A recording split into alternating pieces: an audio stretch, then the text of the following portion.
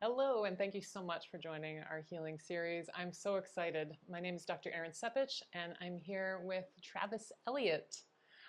We're going to discuss, well, I'm going to grill him pretty good, all Right. sorts of different healing modalities, and he's been through a remarkable arc. So I was really excited to have him on and interview because all of us have these different paths in our hmm personal healing and then also our professional healing. So thank you so much for being here. I'm so inspired by you, and I'm excited to get Oh, I into some appreciate of the dirt. Thank you, Erin. Yeah, I'm really excited to be asked to do this and welcome to my office and in Thank this you. capacity. It's It's an lovely. honor. I'm so Yeah. psyched. And also, this is we're recording this in August, second half of August in hmm 2025. And I think this whole arc around, particularly yours, and hmm coming back into sort of the more natural, even from naturopathy, which is saying Uh-huh. something, connection to the planet and hmm all of the beings, all of the flora within there is incredibly timely. So I'm Mm, super excited to thanks. dig into it. So thank you for everything that you do. Yeah, And let's discuss what it is that you do. sure. Can you, in whatever detail you'd care, describe your professional arc, starting not even close to, like Yes. high school, say, end of high school. Yeah, what that arc, how to picture that arc. It's an interesting word, and Hmm, because it makes me think about where I might be on that arc and what shape is it? true. Is it Yeah, we're not at the end, either of so us, right? where Yeah. where I am now as I was talking to a friend yesterday and he was asking me how I describe what I do, and he said, "How do you describe what you do? Because you're a little bit of a physician, a little bit of an herbalist, a little bit of Hmm. an alchemist, a little astrology, a little like shaman adjacent plant Yeah, spirit guide kind of yeah. person." And I said, "Yes, that sounds That's good." that's right. Thank you. Done. I don't know. I'll just have So that business card printed out. yes, that's going to be a lot of words. Yeah, But yeah. the arc, I think it instead of more of a geometric shape, like I've been trying to think a lot more in terms of natural metaphors, and because they cease to become metaphors, but like actually describe us and our Mm-hmm. place in the world. Mm-hmm. And so I think about my career now in kind of a series of growths and then like seasons, seasonal growth, Love that. growth, learning through the growth, blooming, harvesting, Transition, and then you right? learn what worked, what didn't work, and realize I need to change Mm-hmm. in order to grow in a different way or a stronger way, Mm-hmm. a more helpful way next Mm-hmm. time. So there's that senescence Yeah. and then growth again. And then, so I think when I think about it, the first growth was probably coming out of college as a high school teacher and really trying to be more like fit into normal society, I guess, is one way Mm-hmm. of thinking Mm-hmm. about it. Like high Mm-hmm. school science teacher, oh, I'm going to really like coaching basketball, coached golf, and thought that would be my path. And then fell in love with another coach and teacher who's now my wife, and Mm. realized through meeting her that that's really not who I am. And also around that time was introduced to a group called Heart Math, which a lot of people know Oh, about. wow. So you've been with them for a That while. was 1997, Good Lord. That's awesome. and learning about the first time of, oh, there's this connection between emotions and our physiology. And so through teaching science to high school kids, realized I would like to learn more about the body, Mm-hmm. and especially interested in a little bit more of what was really alternative at that point, of how emotions impact Mm-hmm. the nervous system and the immune system, but also like almost like on a self-serving mode. I really wanted to learn how to use my own intuition. Mm. It's hard to make decisions, especially More for some of us than more others. for Yeah. some of us than Yeah. others, and it can be really stressful. Yeah. And And you can regret it I later. Yeah. learned at some point if I could really kind of like just go, if I had a strong sense of what the right Yep. answer was, that usually turned out okay. So the question was, can I Access refine that? Can I use that like on a daily basis for mundane decisions as well as like big life paths? And that heart math strategy was kind of an entry into that, and it kind of hooked me a little bit. And so that was, in a sense, that first growth. Okay, this isn't going to work, and moved into a place of rest. Really, like I don't know what's next, which I think is really important for lots of different arenas, health, life. I don't know what's going to happen. I checked out a couple of things. Graduate school wasn't going to work in terms of more conventional science, immunology. Right. There was no understanding or desire to link emotions and physiology. 3 years later, there was psychoneuroimmunology, and everybody was talking about it. But at that time, there was nothing. Biology of belief would have come out right around then. Yeah, I'm not sure. Maybe a little bit after. Yeah, but I didn't read it until later. Yeah. I mean, I'm sure Bruce Lipton was very much doing what he does, but it hadn't made it out. He was probably also getting lit on fire for it too, I'm sure. Man. So then I found out in that quiet period, discovered a naturopathic medical school from a good friend of mine. And it was just this happenstance thing that just kind of like bubbled up. It was not anything I considered, but in that place of me kind of like holding space and not really sure what to do, that came in, and it turned out to be 20 minutes from where I grew up. Wow. And if those of you who don't know, it's a 4-year medical school program as a naturopathic physician. And I didn't know if I wanted to be a doctor, but I looked at the curriculum and said, oh, this is great. Like I wanted to soak it up, so psyched, how the body works, how the body breaks down, all the Western So the curriculum knowledge. was your like full body yes, not so much the like, it was the I'm curriculum. excited to like be a physician. Got it. Definitely the curriculum. And because I like being a student, and I just come off of 2 years of teaching and knew that teaching was really hard. And at times did not give me the joy that I thought it would. And being a student was frankly a lot easier and fun and inspiring, and learning 2 years of kind of the best of like Western science and how the body works, just like regular medical school. And then 2 years of herbalism. We do learn pharmaceuticals, we learn nutraceuticals like supplements, we learn minor surgery, homeopathy. It's like this whole, and you can kind of find your own way, and there's a real welcoming space for all kinds of ways of addressing the pathology that we learned about in the first 2 years. And so that was really creative time and kind of inspiring. You guys get manual medicine too, right? Manual medicine too, yeah. Some acupuncture, some adjustments. No acupuncture, but there is visceral. There's a adjacent Chinese medicine program that some people do. Right. Yes. It adds a couple years, and visceral manipulation, like that kind of thing, is elective. I did a different kind of physical medicine that starts with gentle movements, and then as you go through the classes, you learn more about energetic movements. And that was also, I was really getting an education in that respect on, you can learn how to be more sensitive to energy and everything, intuition, energy flows. My friends who are doing acupuncture, they don't really know what to do with the needle at first, but then you do it enough times and you just start to feel, the meridian right through the needle.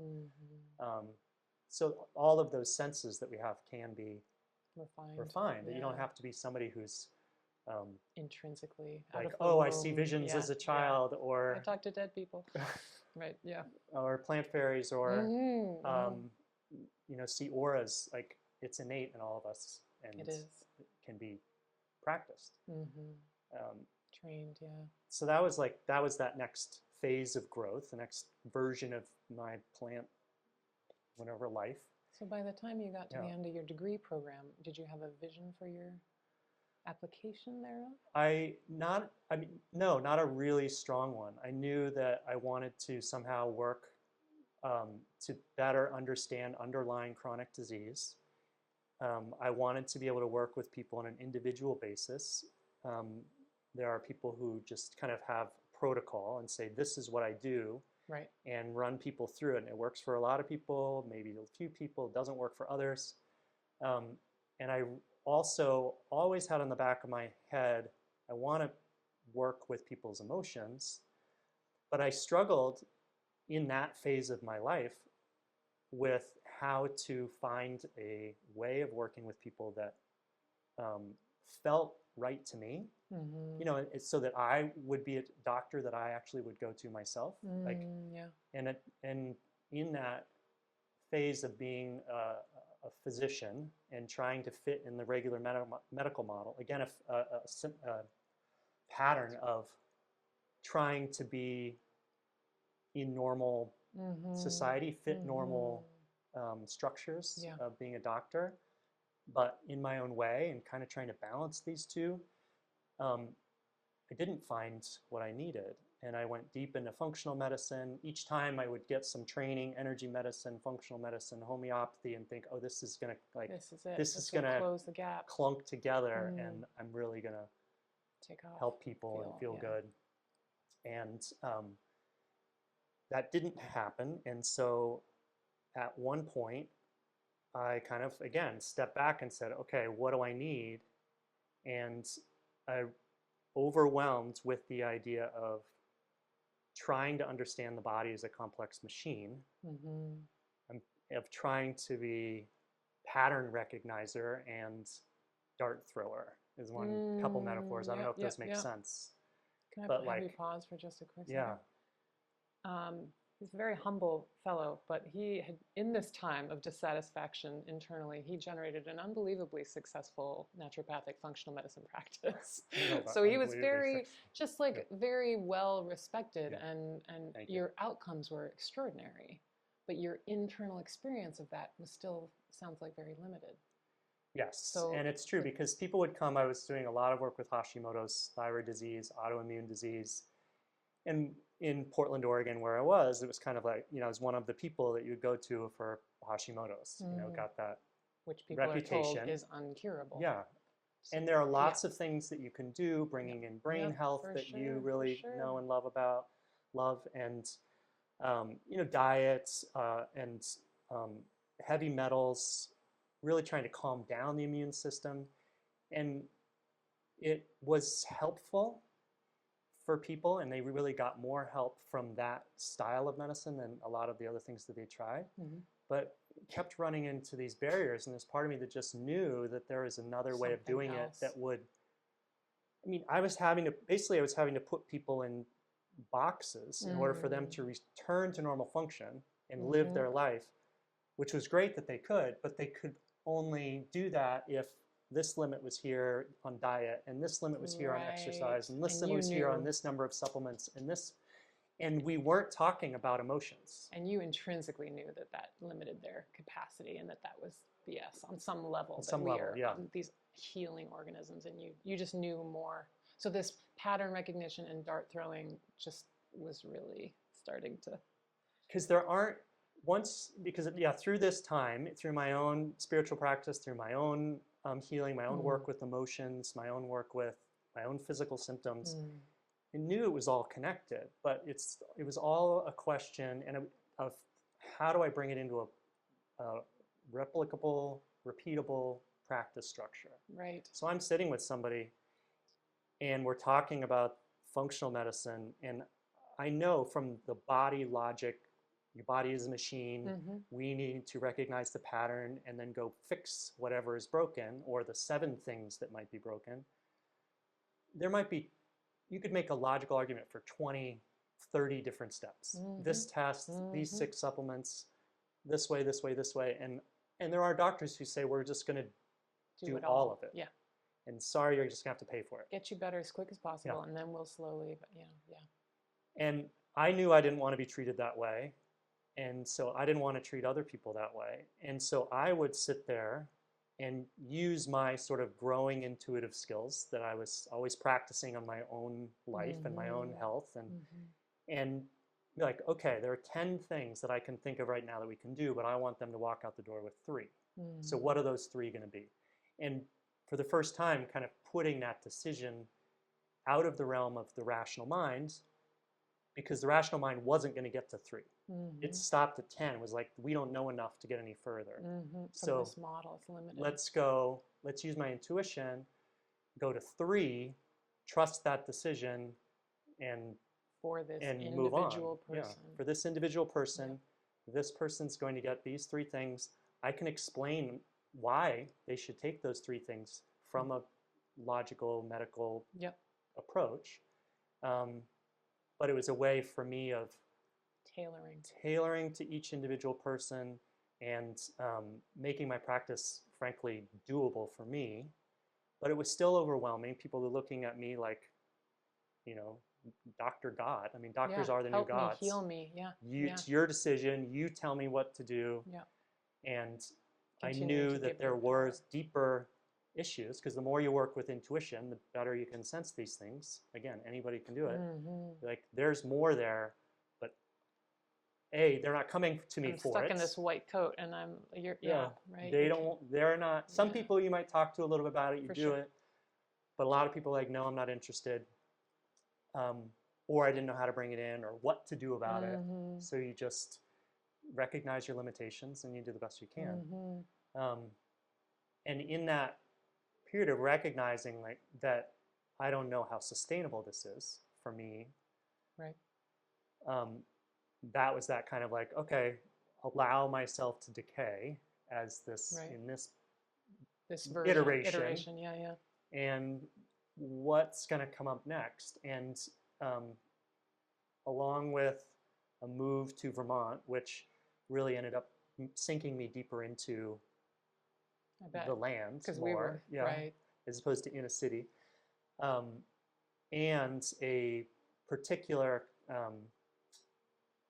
method of assessment that really leaned on an intuitive connection between patient and doctor. That popped up again serendipitously, felt right to me. At least I can go check it out. Ended up getting training in Oregon, and then once I moved here, was able to drive down to New York City. And without going into the details of that system, it gave me kind of like training wheels and this way of not using the patient's own kind of intelligence, you know, their self-healing intelligence to direct the encounter, you know, the treatment plan and the kind of quote diagnosis in a very organized, systematic way. So it's like, oh, here's something I can try.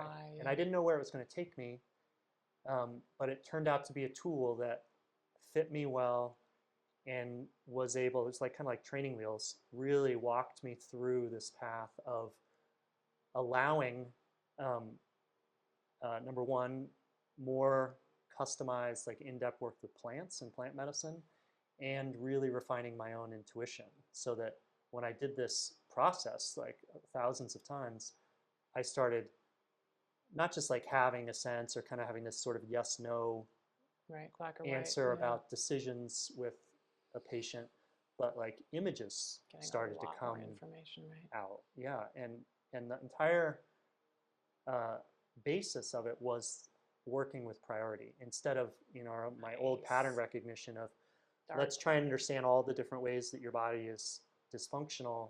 It was, yeah, I can tell a story about how all these different parts of your body are dysfunctional. You know, with Hashimoto's, your immune system is attacking yourself, but your gut is involved. And one of the things that I learned in terms of emotional was that attacking of self can be driven by a lack of connection to self deeper internally that then gets translated molecularly into an attack on self in the thyroid. But if that's true, well, where do you intervene? Like where's the support? Where in that chain? And so having the capacity to and the tools to be able to ask what's the priority was a game changer. Godsend, yeah, that's huge. And then you could say, here's what we're going to do today. And then 1 month, we're going to do another intuitive check-in.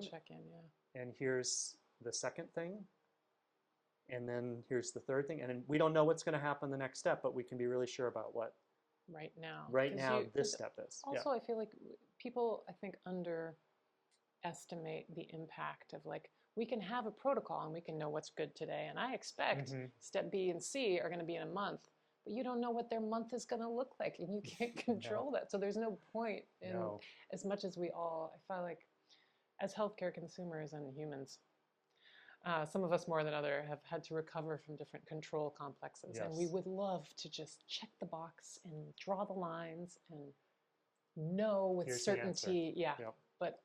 But you don't know what that month is going to look like. You don't know what kind of stimuli on all the different planes someone's going to deal with. So how are you going to respond? So that must have been like a really appreciated sort of like version of like a mix of what really felt like present time awareness and confidence with the natural surrender that we need to heal as humans. I think that's true. And it was really appreciated by me because it brought joy back to my practice. And for the people who are open to it and willing to be vulnerable, and even though we don't know exactly how it works, whether it's a plant medicine or just intuition in general, they appreciate it too. And so going through that process, that was really the catalyst for that stage of growth that I'm in now, which was realizing, oh, this is a way of being with people and working with health that aligns with me as a person, for the first time, like, oh, I'm here in this instead of like my identity as a doctor. For sure. And making the decision that that's how I want to be in my practice, and I'm going to stop doing the things that are not aligned with me. And because there's a value in that. Yeah, totally. But there are lots of people who want to do it. That. Yeah, absolutely. And I can see for you too, that on top of the joy of being able to fully embody yourself in that encounter, which is sacred, of course, but also like a gratitude for being able to honor your clients at their deepest level.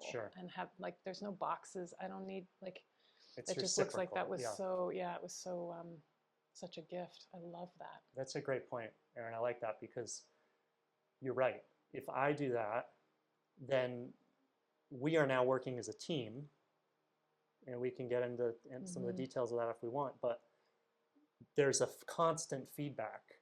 And so if I am in that alignment, then there's incentive, but it's more than incentive. It's like an easier for them to align themselves because like tuning forks or something. Totally. And so that's where I am now, and it's been really it's joyful and rewarding, and it's still growing and changing in a really organic way. Right, effort-free and intuitively led. Yeah. I think a lot of people have heard the term quantum, blah, blah, blah, quantum applied to anything.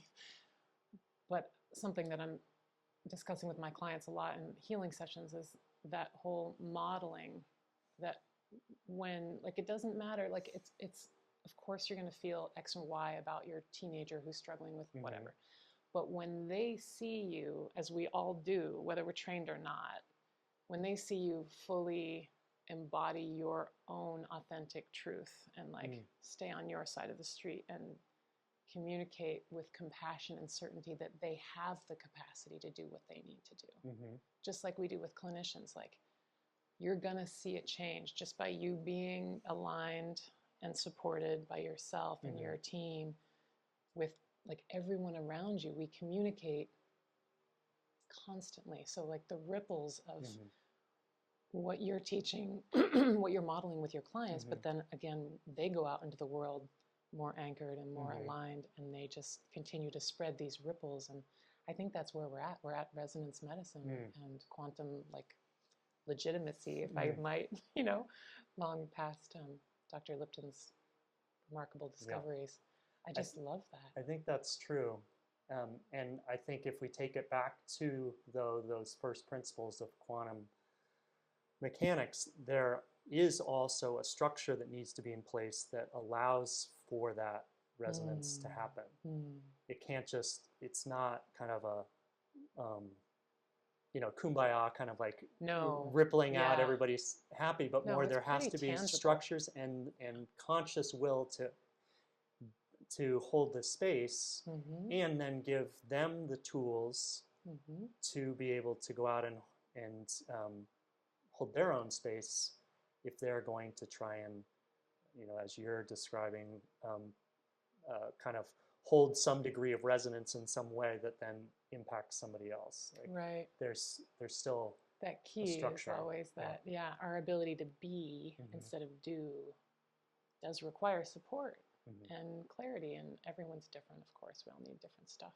So what does it actually look like for a client to come see you, like as much as you could generalize something that's so incredibly tailored and individualistic? No, I think it's a totally fair question, because there has to be some replicated system or structure or steps that allow for flexibility within that structure. Like, that's what I always knew needed to happen, but I didn't know how to make it happen. And it had to kind of grow organically, and it's still changing.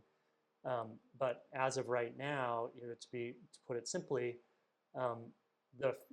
when I am going to engage with a client, before I meet with them, let's say I'm going to meet with you this month, I set time aside in a kind of meditative space and connect with you using very specific steps that I use to kind of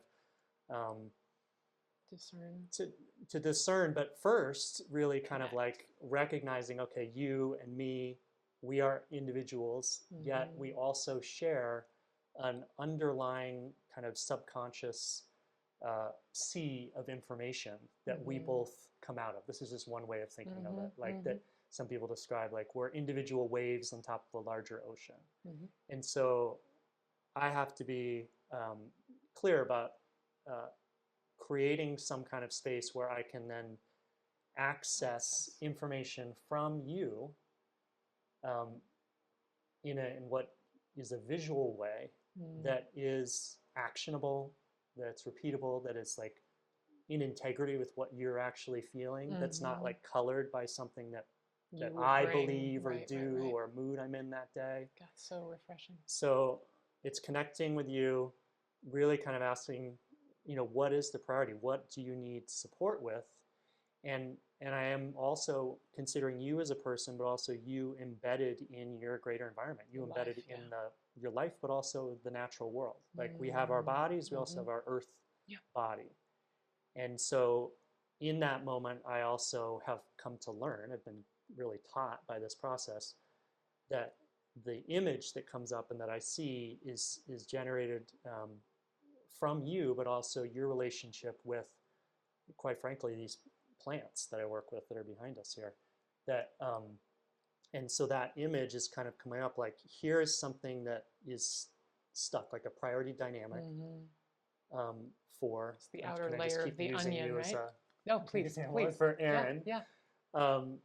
That is a priority, and is that something you're already kind of working with, but you need support, and that it can change. And it could be, again, back to the thyroid example, it could be something as mechanical as calming down the immune system, or working with thyroid, allowing the thyroid to be more resistant to the inflammation that's being created by your body, or perhaps oftentimes it's a nervous system situation of like being restricted in kind of a fear. And so maybe the first step is really kind of calming that down. Nobody's in that place. But maybe the first step is not calming down the nerves, but really going deeper to some sort of belief system that you have about feeling like you're doing something wrong. Failure, fear of failure that feeds into every single decision you have to make, and that is impacting your nervous system, which is impacting your immune system. So it could be any of those things. And at this point, I see an image that I can kind of be curious about, work with. I ask, how is this able to shift? Because I can imagine from my conscious brain, like, oh, this is what needs to happen. And I catch myself sometimes, oh, I know what needs to happen. But then I ask, and it still amazes me that this happens. There could be a shift that I can then see that oftentimes is something I never would have come up with on my own. But and sometimes it's kind of a metaphorical picture, symbolism, or just a garden variety structure in the body. Oh, the lymph on the left side of your body is not in sync with the right side of your body, which is impacting your ability to take out your metabolic trash. And that's the priority. Right. So like I if you're write not that surprised, down. Yeah. My teacher used to tell me, my AK instructor, if you're not wrong at least once a day, you're not really discerning. Right. Yeah. Like you're not really paying attention because people are so individual. I love that you have the structure and receptivity to what's really true in the client's body at that moment. I love that. Okay. And it's taken thank you very much. It's taken a lot of work, it's not something I could do. And then I'm shocked. I'm just as shocked as anybody else that it happens. But at some point I just learned to trust it. And it does appear to be, in our experiences, that it is replicable and useful. And now I'm starting to try and teach that process to other people. Because it's so, I'm sure your outcomes are also reflective of this. And it's not just, when they go deeper, it's not just that, oh, X feels better or I sleep better, but people start to notice a shift in your client and they look at them differently and they're like, you look, like something really shifts in their whole field and their own permission to be themselves and to be centered and to have what they need to support their, just overall well-being. So that's got to be so validating as one of the ingredients of like, this actually really works. Like, I think I might need to disseminate this information. Yeah, there were there are little objective, as objective as these things can be, little yardsticks. People's thyroid values. I used to do a lot more thyroid testing because I was doing regular medicine and this at the same time. The amount of thyroid medication they would need would improve, or their antibodies would change, or their thyroid function tests improve, or they couldn't drink milk, but now they can. Now they can. Nice hard data validation. Or their acupuncture person would say, you always come in this pattern, but for the first time it's shifted in a way that I haven't seen it shift before. So it's neat. So fun. And so that's the first encounter. And I create a little report, I write it down, and there are some other things I kind of intuitively measure, and then I set that aside and say, okay, here's the priority, but I don't have a treatment for that. It's so, every time, it's been thousands of them, it's never the same thing, it's always like individualized. And so I set that aside and then say, okay, of all these tools that I've gathered over 20 years of practice, what resonates, with this person? What lights up brightest, right? Yeah, and so for a long time there was a lot of different things that would come in, and then I started using these alchemically prepared plant tinctures 4 or 5 years ago, and that's at this point pretty much the only thing I use. And they've become an essential part of the practice.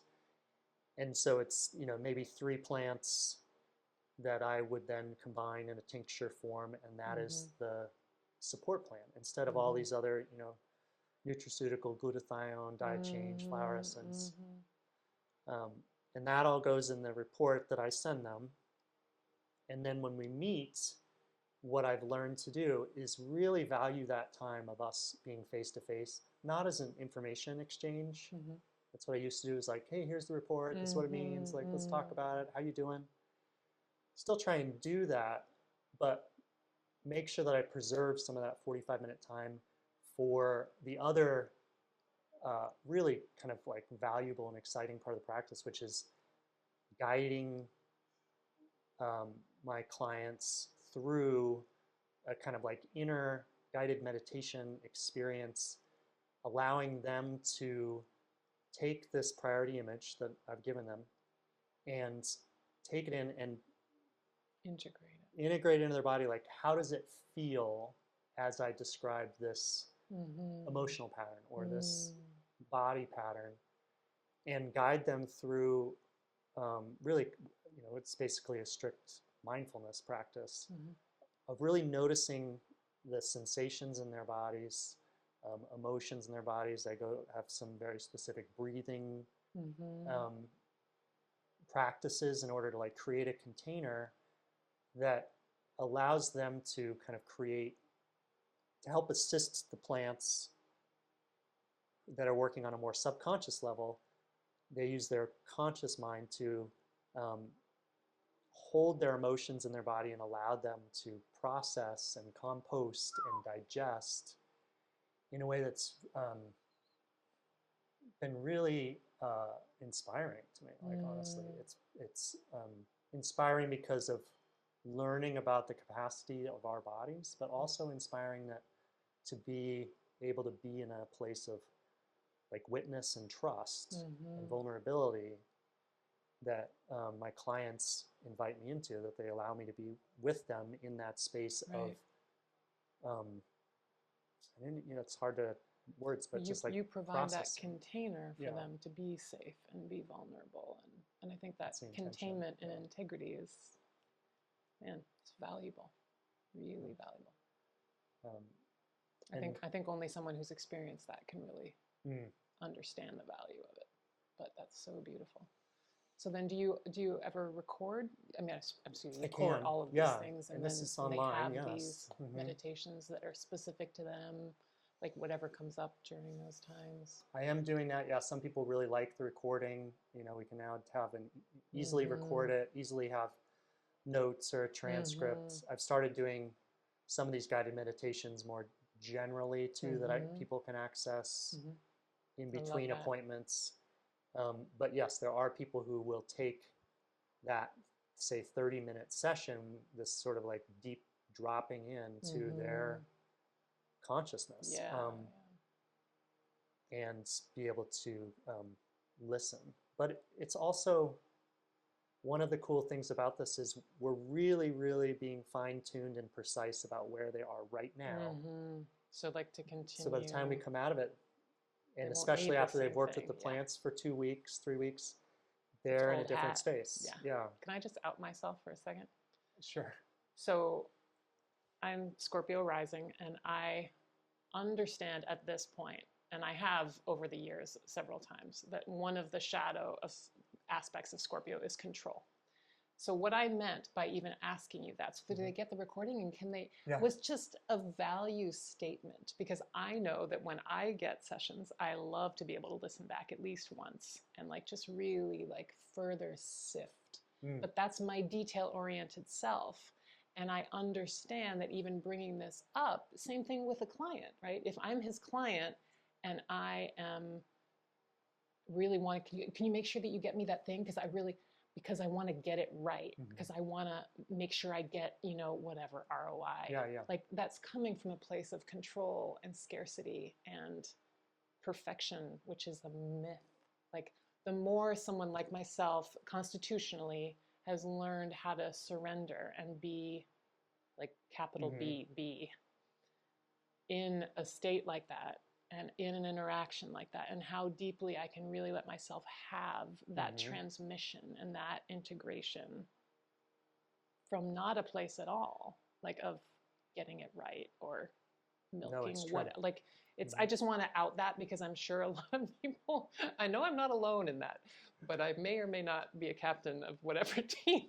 So I think there's that wonderful that softness that I have learned more recently in my life, to really, because if I want to look at that, if I want to listen to that recording and I'm intuitively called to, great, I'll create a space and I'll listen and I'll wait till something lights up, and I might doodle it on a Post-it note and like remind myself. But that's all, none of that is from that contracted, like, control mindset. And I think that's, I'm sure, one of umpteen dynamics that you help people through. So I just Well, wanted to out thank myself you because that was for a very outing yourself. innocent Yeah. question, but I also immediately saw the dynamic and was like, That's insightful of you, Erin. And it's a good opportunity too Yeah. for me to say, like, I've learned to hopefully we would have space that as you say that, and I hear that there's, just like you did, Some like fear, a little bit of some- like fear yeah, in there, yeah. then that's when we would ideally pause. And yes, that's great. You could recognize that and say, oh, I would rather be more accepting.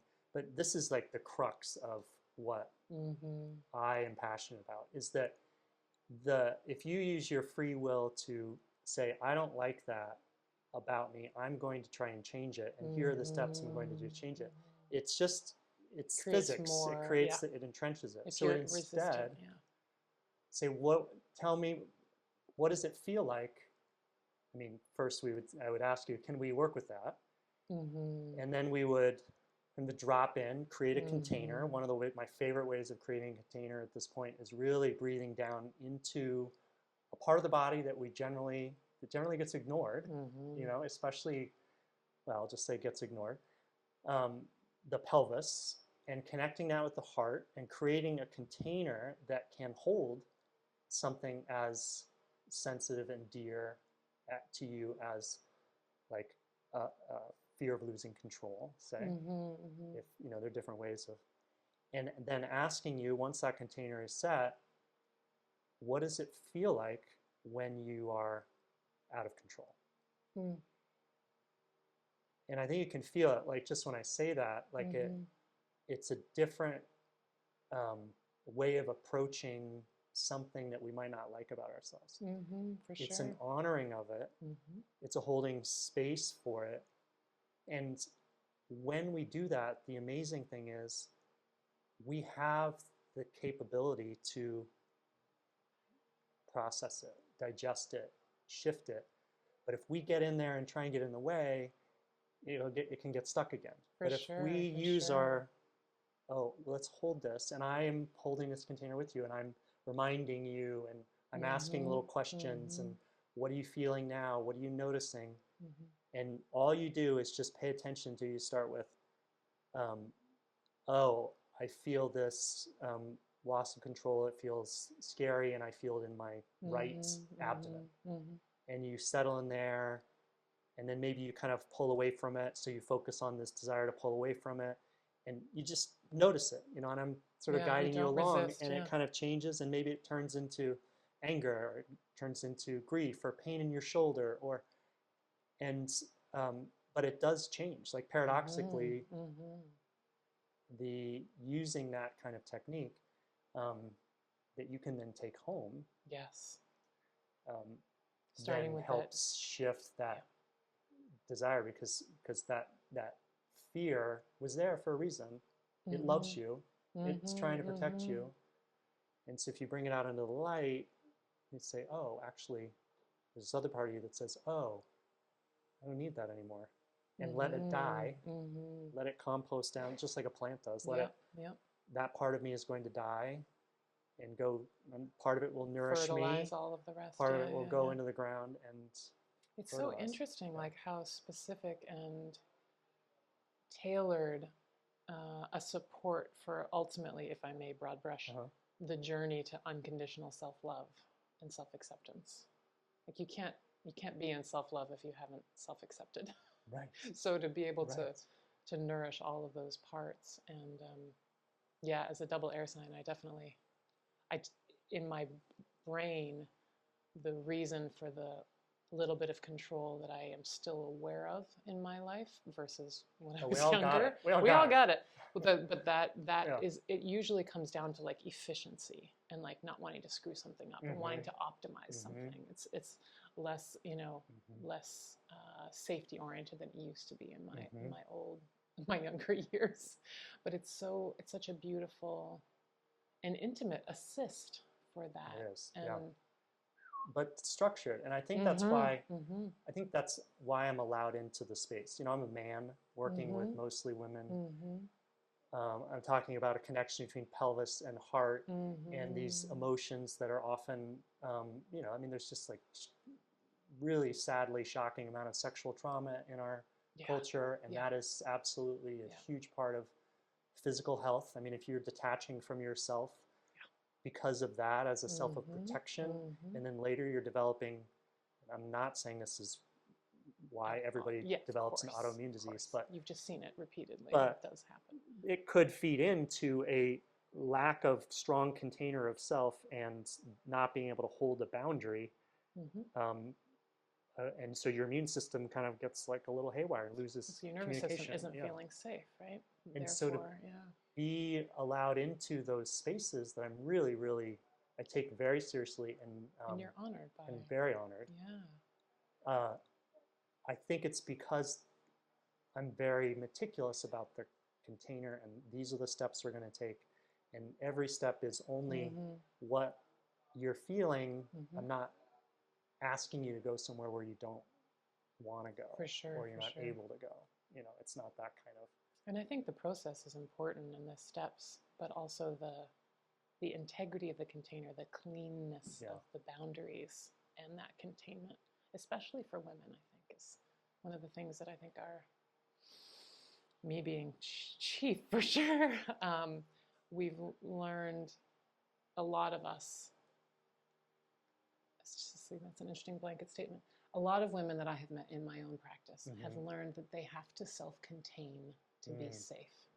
And it has become really difficult for many, not at all, to allow and to trust the cleanliness and the containment and the support. So it's such a gift and such a door opening for healing to receive that from a clinician, where there's this beautiful structure, there's but there's a trust there. There's a trust, and it can be built up over time, because I mean, there are plenty of people that I work with, and I notice, okay, I've worked with them for 4 or 5 months, and I know that they're deeper, but it's not coming up as a priority. We're sticking more with the physical body, we're sticking more with this, and it's because they're not ready for whatever reason, or we haven't, and that's one thing I really love about this process, is it has built into it that timing part of not my intention is that, and my understanding of it is that when the priority comes up and I see this image,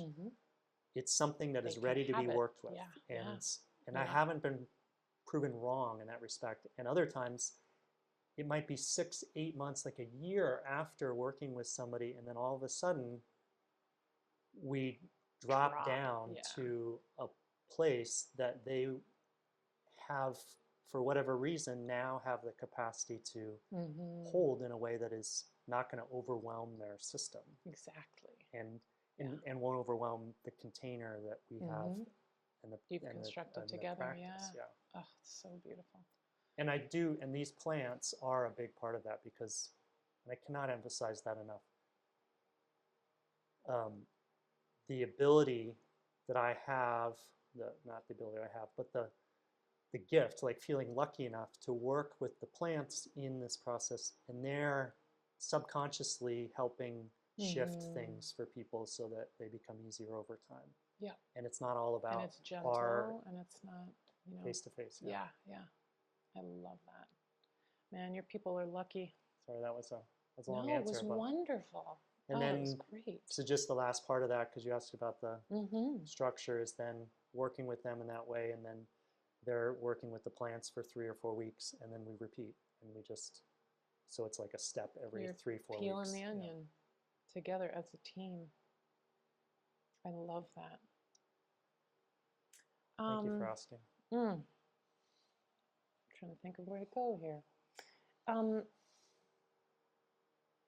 I think we've kind of covered the agency and connection, and because I think what you provide is clarity. It's just not. It's not the clarity that you used to provide in the lab results. Right. It's the kind of clarity that people feel in their heart. Holy smokes, how did he know that? How did he see that? And then as you build this trust, they have more and more capacity to receive, whatever the gifts Right. are, which is so, so beautiful. It's kind of, I think of it sometimes as a power dynamic shift, taking the Yes. power away from me as, what I said before, like This doctor God as thing, God, yeah. and really kind of honoring the power in you or my Intrinsically, client, yeah. and that is what's driving it. Mm-hmm.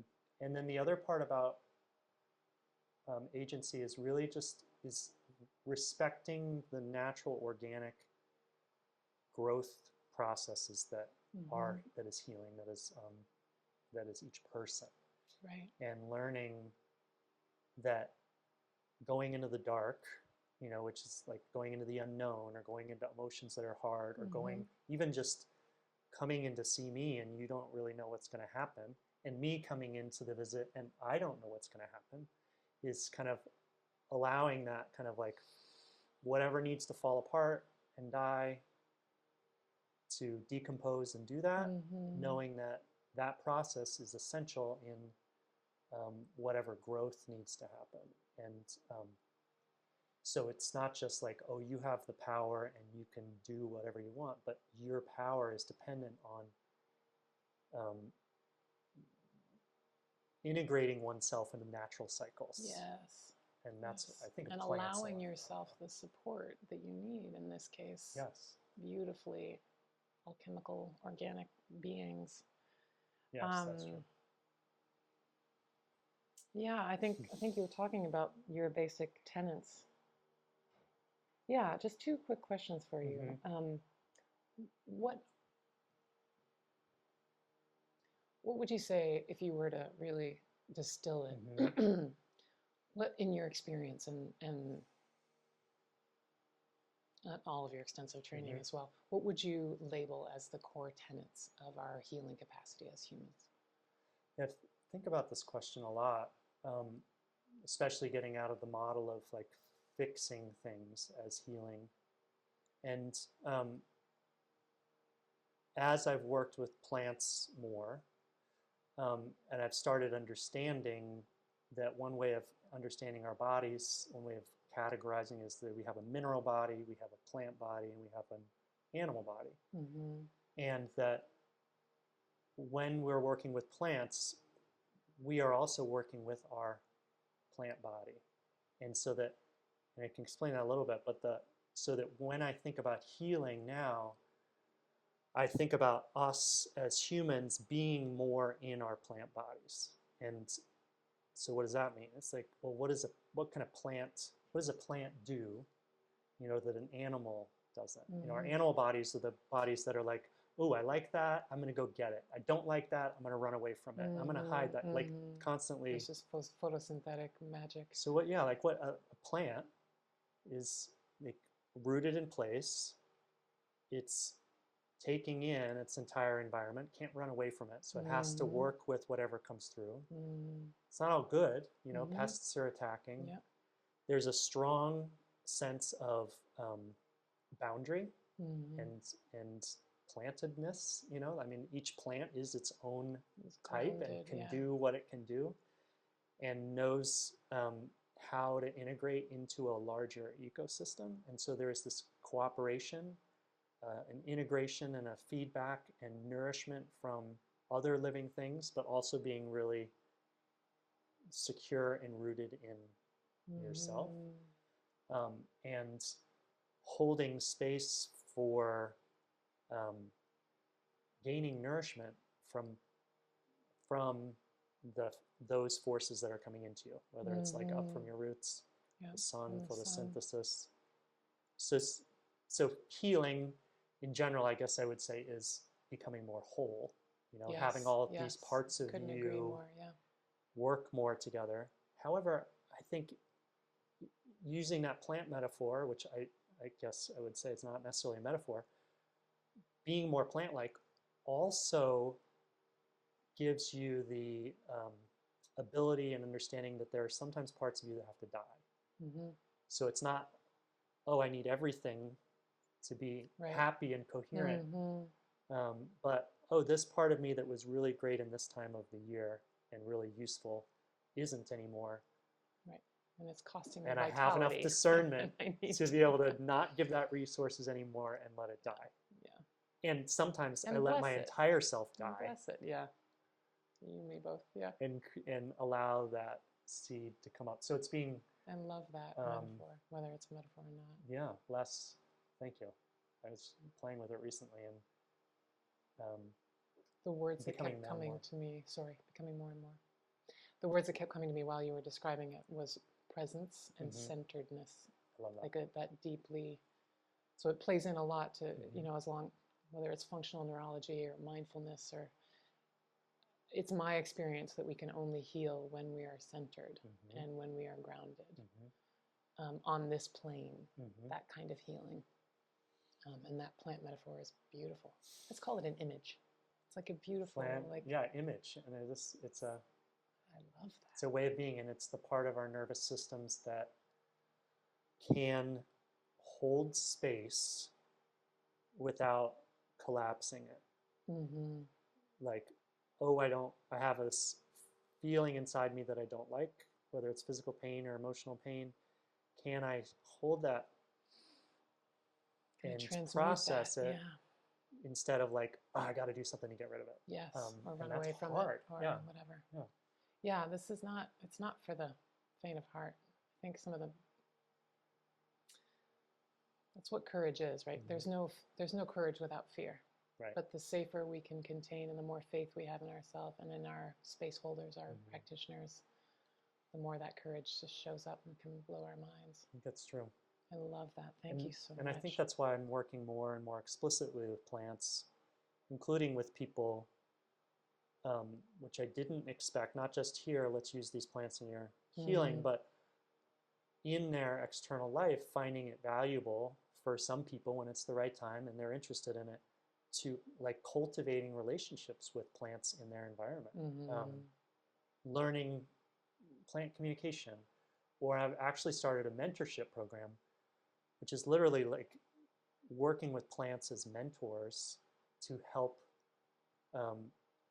clients develop their intuition for use in professional practice. Like, I think there is this rich opportunity for partnership in a very explicit, directioned way with our outer environment that has a huge impact on our health. Our health and our trust of our own trust of access, ourselves, yeah. and then in our way in the world. Like, I have a professional practice, you know, of working with astrologers and professional practice with astrology, and it's about information transmission, but there is a role there for really being able to intuitively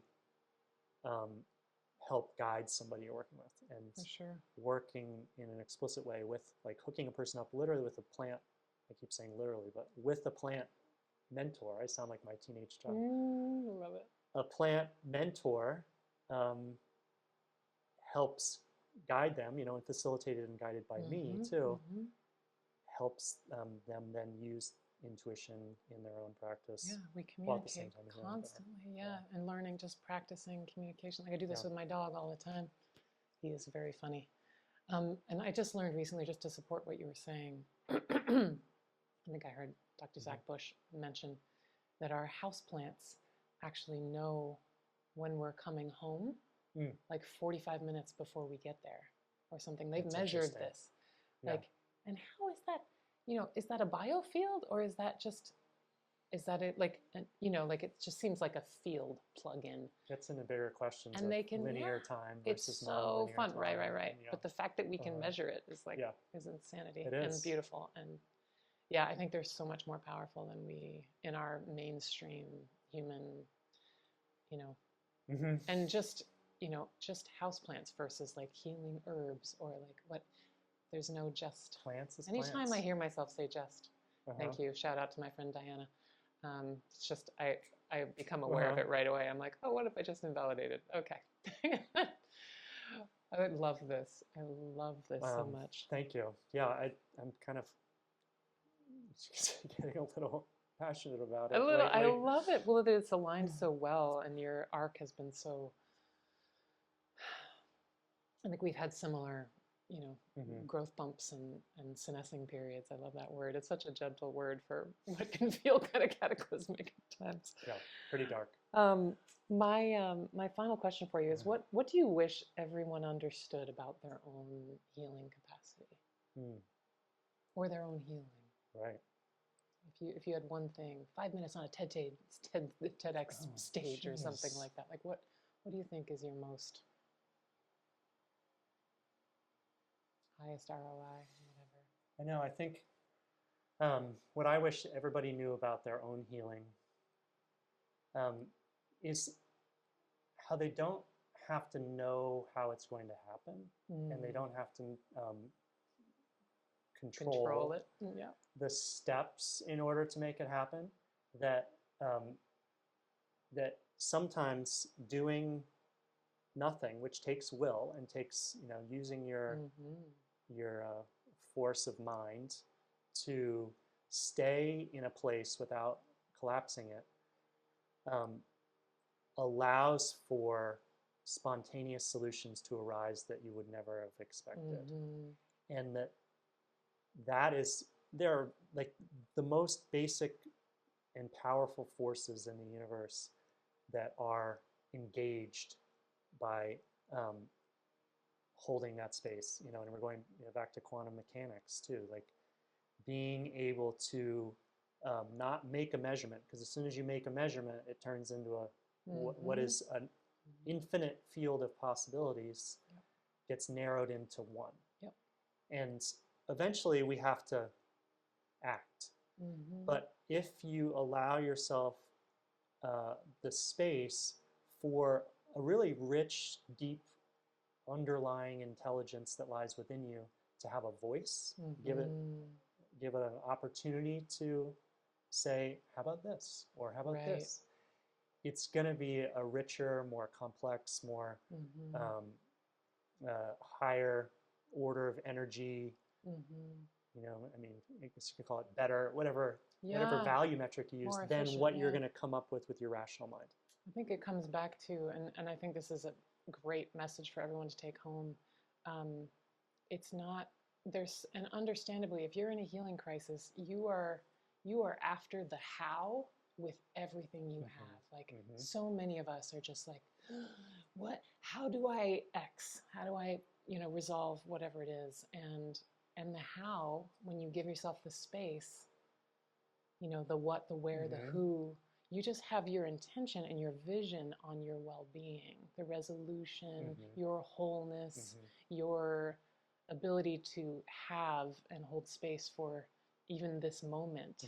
Because we can't hear that intuitive voice unless we shut up and stop moving and be our plant. Be our plant. Yeah. Be our plant.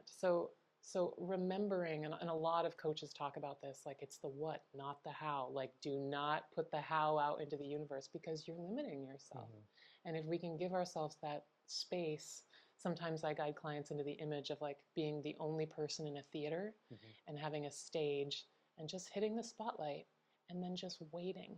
And like who shows up, what shows up. But like if you can't sit, then that's the first thing I would do is go learn how to sit or find someone who can help you sit. But I love that. Yeah, and I would say if you can't sit, then notice like, oh, I can't sit. Yeah, why? And then you learn about like, oh, this is what it feels like when I can't sit. Yeah. And just follow when that you're trail, right? sitting there, there might not be nothing. There may be nothing that shows up in the spotlight. But if you pay attention to, oh, this is how shitty it feels when nothing shows up in the spotlight and all this fear comes up. This is how useless I am. And you sit in that, then that can then put you in a slightly different seat and you're like, oh, there actually is something now in the spotlight that I didn't see before. Yeah, I love that. Because there's always information. And if we're still and quiet and our plant and we're centered, you can't avoid it, whether it comes up in your body or it shows up visually or somebody calls you that you've like to tell you about some miracle that just happened, like whatever it is, the how will show up if we can be the plant. And it's hard. And you give yourself grace. And you do have to make decisions. But if there's a chance to build in a habit of pausing before, and you're like, okay, I've paused, I've done this, and I still don't know what to do, and you have to act, then you act. That's Mm-hmm. fine. Mm-hmm. But the more you practice it, the more you kind of get a sense of discernment, Yep. or something else will come And in. And it might not be the right timing. It might be that you just have to Mm-hmm. muddle through Mm-hmm. the senescent period, Mm-hmm. and then I love that. And there's always validation or opportunity to refine that. Like even if you're, you have treatment options in front of you, I'll often have people write them on cards and flip them face down and just start to tune in. And like even if you're in your head kind of joking about it, like this is ridiculous. But then you can start, which one keeps showing like up? a divinatory practice. Exactly. Yeah, do it every structured. day. And if the same card keeps showing up, like that's a sign you should probably call that guy. And then practice it when you're going to find a parking space. Because what's the worst thing that can happen? Like, oh, I think I need to turn left here and try parking on Maple. I'm like, oh man, there's a spot where there was never a spot. And then you just get to build those muscles. And then your ability to sit and be the plant just gets more and more validated and more supported. And I just love that. So and from the center really is your... From the center. And then I think the other really critical part is so we need to broaden our definition of healing. Yes. And that healing in a healthcare practice requires the whole being. And there's so many of us that have like, oh, here's my spiritual practice, but I'm sick, and so I have to go to my doctor over here, which of course has to happen at different times. But if there's an opportunity for integration, and that's what I'm really passionate about, is weaving in the emotional health, the physical health, and living in this world of polarities and life and death, but also leaving room for a spiritual connection to something that may be bigger than just the two, but like, in Taoism, the one, or love, or consciousness. And that I really, my experience has been that is also just as critical a part of healthcare. On a really mundane level. As all the other things we've been talking about. Amen. Sometimes healing can look very not like we would think healing looks like for a second because of that senescent period. And I've gone through that myself. And it's easy to judge the process because it looks so messy and ugly, but like, no, it's actually, there's something really amazing on the other side of this. So, and if there's any tool that resonates with you that touches you in any way as a person, as a human, that's part of healthcare. All of that, that's part of, it could be part of fibromyalgia. Right. It could be a little piece that gets you to the next step. I love that. So I'm just going to hold that plant image. I'm so excited for that. It's beautiful. Presence, centered, I guess receptive, eh? Yeah, for receptive and living above and below the ground. Yes. That's what I think of like as the like pelvic health. Like pelvis is this part of our body that gets kind of like pushed to the side. We don't really want to talk about. It's kind of taboo.